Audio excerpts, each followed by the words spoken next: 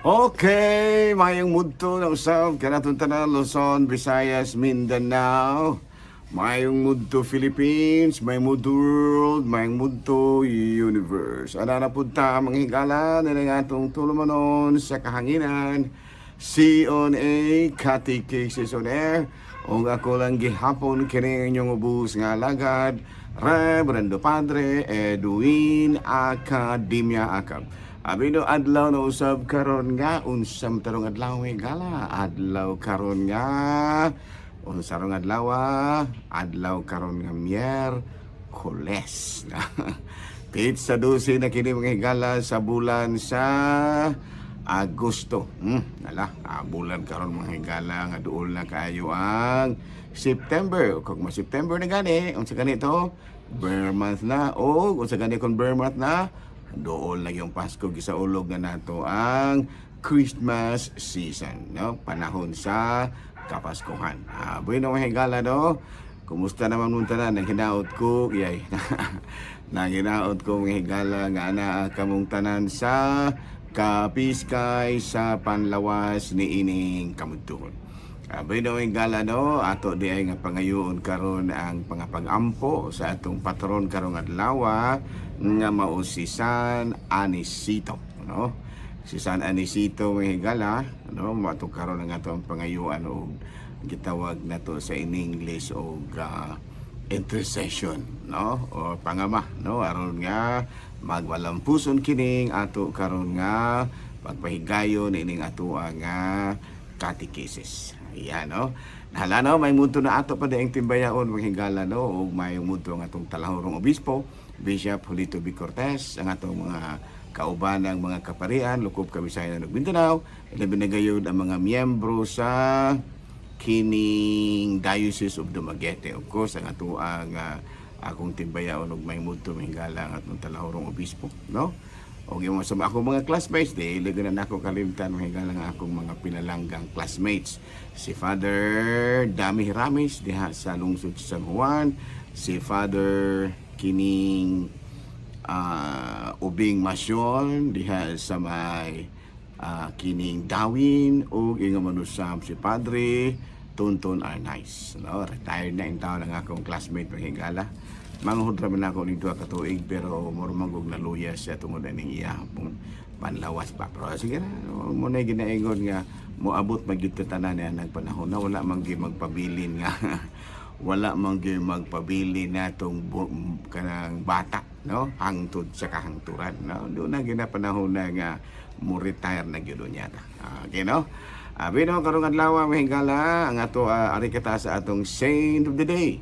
Bueno nga atong saint of the day karong adlaw mga higala, walay lain kung dili si si sa mo nang si Gako so kung dili si San Anisito. Si San Anisito mga higala mao karon ang ato nga santo. Okay, no? Ang ato karon nga santo mao si San Anisito. Okay, no? Bueno, ang ato nga santo karon nga mao si San Anisito. Okay. Ato karong pangayuan og panabang. Okay, sa ganito ni si San Anisito mga higala. Si San Anisito usa kini siya ka martir, no? Usa ka martir ug gani, no, nakatampo usab kini siya dako nga matud pa mulambo, no? Mulambo ang pagtuong Kristyanismo tungod sa iyahang paghalad sa iyang kinabuhi tungod sa atuang pagtuo. Kaya kini siya mahigala nahimo kini sila nga martir ni atong panahon ni Emperador Diocletiano, no? During the persecutions gipangdakop kini in taon sila mahigala unya gipugos sa pagpasalikway sa ilahang mga pagtuo apan wala gyud kini sila daghan kini sila mahigala, no?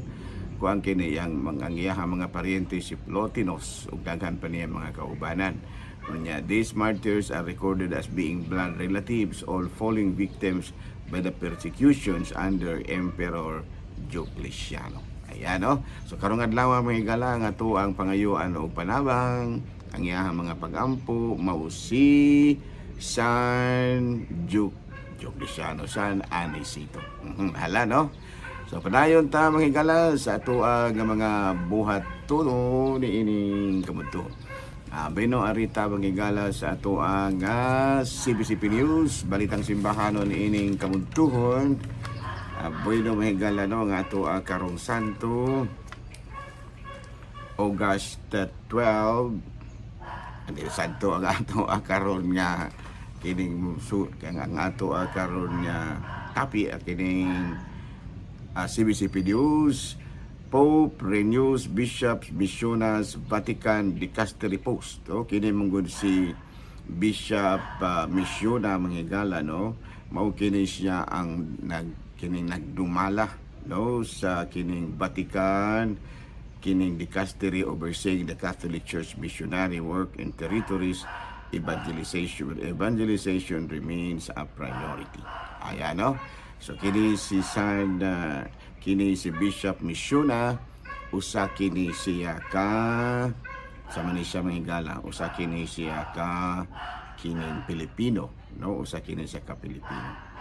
And then si Bishop sa kuan mahigala, another news batud pa, Catholic schools urge to give young people stronger voice, greater responsibility and opportunities. Mukha na, no, ang panawagan karon sa mga kaobispuhan, no.